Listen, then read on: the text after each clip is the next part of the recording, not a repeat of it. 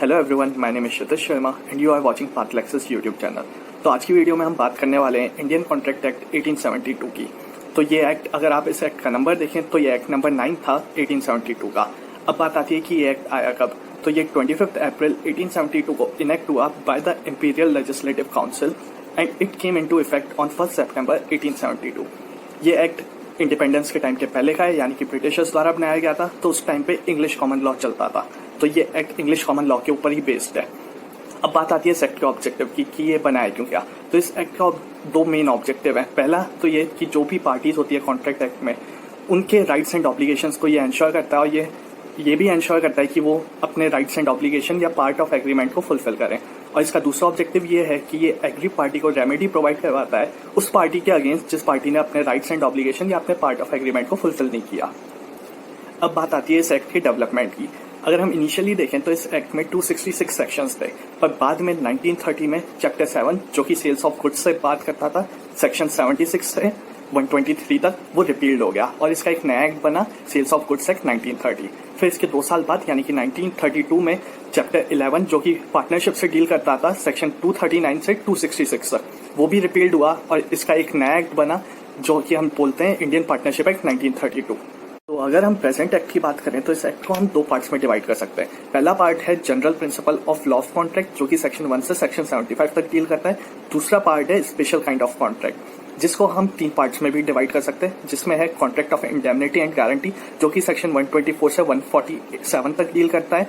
दूसरा पार्ट है contract of bailment and pledge जो कि सेक्शन 148 से 181 तक डील करता है। और तीसरा पार्ट है कॉन्ट्रैक्ट ऑफ एजेंसी जो कि सेक्शन 181 से 238 तक डील करता है। तो हम इस वीडियो में सेक्शन मतलब जनरल प्रिंसिपल से चालू करेंगे। तो सबसे पहले बात करते हैं सेक्शन 1 की, जो कि है शॉर्ट टाइटल। शॉर्ट टाइटल में 2 चीजें बताई हुई होती हैं, एक्सटेंट और कमेंसमेंट। तो कमेंसमेंट डेट हम जानते ही हैं जो कि है 1 सितंबर 1872। अब बात आती है इस एक्ट के एक्सटेंट की, यानी कि ये कहाँ पे लागू होता है। तो जब ये एक्ट आया था तो ये जम्मू एंड कश्मीर को छोड़ के पूरे इंडिया में लागू होता था, पर 2019 में जब आर्टिकल 370 हट गया है तो जम्मू एंड कश्मीर एक यूनियन टेरिटरी बन गया है। तो जम्मू एंड कश्मीर के यूनियन टेरिटरी बनने के बाद ये एक्ट अब वहां पे भी लागू होता है, यानी कि अब ये एक्ट हर जगह लागू होता है इंडिया में। अब सेक्शन 1 के बाद बात आती है सेक्शन 2 की, जो कि है इंटरप्रिटेशन क्लॉज, या हम इसको बोल सकते हैं डेफिनेशन क्लॉज, क्योंकि इस सेक्शन में डेफिनेशन डिफाइंड है। तो सेक्शन 2 में टोटल 10 डेफिनेशन क्लॉज हैं, या 10 डेफिनेशन सब क्लॉज बोल सकते हैं हम।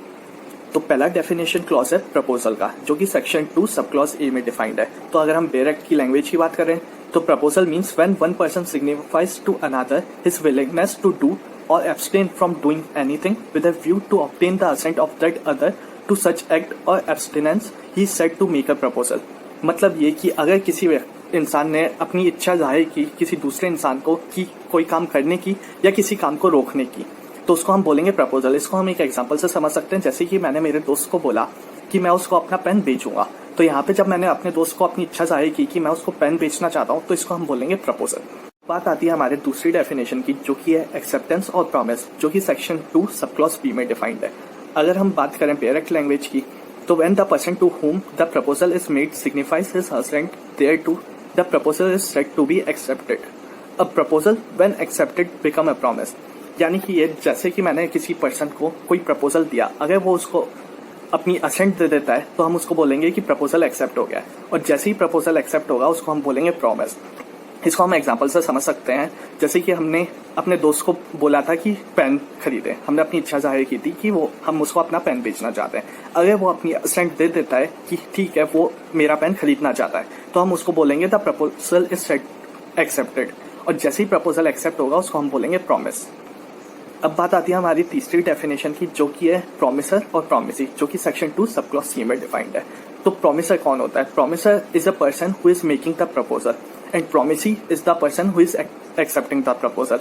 यानी कि अगर हम अपना पहले वाला ही एग्जाम्पल देखें, तो जब मैंने अपने दोस्त को मतलब भेजा प्रपोजल, तो उसमें मैं हो गया प्रोमिसर कि मैंने उसको बोला कि मेरा पेन खरीदे, तो मैं हो गया प्रोमिसर। अब अगर मेरा दोस्त उसको हाँ बोलता है कि ठीक है मैं खरीदना चाहता हूँ, तो वो बन गया प्रोमिसी, क्योंकि उसने मेरे प्रपोजल को एक्सेप्ट किया है।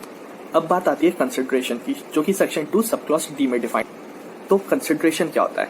कंसिडरेशन वो चीज होती है जैसे कि प्रोमिसर की डिजायर पे कोई काम करता है या कोई काम नहीं करता, तो या उस काम को करने के लिए या उस काम को ना करने के लिए प्रॉमिस करे प्रॉमिसर को, तब हम बोलते हैं उस चीज को कंसिडरेशन। इसको हम एक एग्जांपल से समझ सकते हैं, जैसे कि ए ने बी को ऑफर दिया कि वो अपनी वॉच सेल करेगा 100 रुपीज में, और बी ने ऑफर एक्सेप्ट किया और 100 रुपीज ए को पे किए। तो ये जो 100 रुपीज बी ने ए को पे किए हैं, इसको हम बोलेंगे कंसिडरेशन। अब अगली डेफिनेशन है हमारी एग्रीमेंट, जो कि सेक्शन 2 सब क्लॉज ई में डिफाइंड है। So, what do you mean by agreement? Every promise or every set of promise forming the consideration for each other is known as agreement.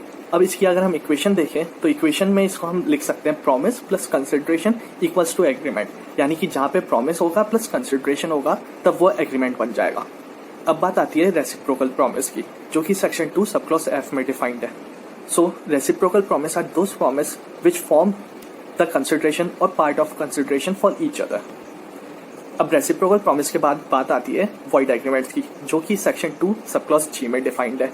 अब sections के according void agreements are those agreements which are not enforceable by law, मतलब कि जो भी agreement हम law के द्वारा लागू नहीं करवा सकते हैं उसको हम बोलेंगे वॉइड एग्रीमेंट्स। अब बात आती है हमारे कॉन्ट्रैक्ट की डेफिनेशन की, जो कि सेक्शन 2 सब क्लॉज एच में डिफाइंड है। तो according to section an agreement enforceable by law is known as contract, मतलब जो भी एग्रीमेंट हम लॉ के द्वारा एनफोर्स करवा सकते हैं उसको हम कॉन्ट्रैक्ट बोलेंगे। अब कॉन्ट्रैक्ट बनाने के लिए जो एसेंशियल पॉइंट्स हैं, there must be an agreement and it should be enforceable by law. ये दो एसेंशियल फुलफिल होने चाहिए अगर हम कॉन्ट्रैक्ट बनाना चाहते हैं तो। अब कॉन्ट्रैक्ट की डेफिनेशन के बाद बात आती है वॉइडेबल कॉन्ट्रैक्ट्स की, जो कि सेक्शन 2 सब क्लॉज आई में डिफाइंड है। तो वॉइडेबल कॉन्ट्रैक्ट्स कौन से होते हैं? An agreement which is enforceable by law at A option of one party but not at A option of another party, यानी कि वो एग्रीमेंट्स जो कि एक पार्टी के ऑप्शन पे तो एनफोर्सिएबल हो पर दूसरे पार्टी के ऑप्शन पे वो एनफोर्सिएबल नहीं हो, तो ऐसे एग्रीमेंट्स को हम बोलते हैं वॉइडेबल कॉन्ट्रैक्ट्स। तो हमारा जो लास्ट डेफिनेशन क्लॉज है वो है वॉइड कॉन्ट्रैक्ट्स, जो कि सेक्शन 2 सब क्लॉज जे में डिफाइंड है। सो इस क्लॉज के according a contract becomes void when it ceases to be enforceable by law. इसको हम सिंपल लैंग्वेज में समझें तो कोई भी कॉन्ट्रैक्ट जो कि किसी टेक्निकल डिफॉल्ट की वजह से हम उसको एनफोर्स नहीं करवा सकते, उसको हम बोलेंगे वॉइड कॉन्ट्रैक्ट्स।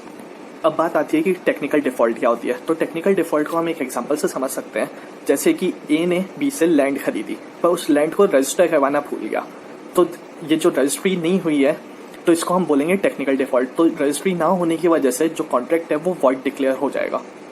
तो आज की वीडियो में हमने डिस्कस किया इंट्रोडक्शन, जिसमें हमने इनेक्टमेंट डेट और कमेंसमेंट डेट की बात की, objective, development of the act, जिसमें हमने इनिशियल पॉइंट देखा कि इनिशियली हमारे पास 266 सेक्शंस थे, बाद में रिपील्ड होके कम हो गए। फिर हमने बात की सेक्शन 1 शॉर्ट टाइटल की, फिर उसके बाद हमने बात की सेक्शन 2 जो कि था इंटरप्रिटेशन क्लॉज। तो आज की वीडियो में बस इतना ही। Thank you.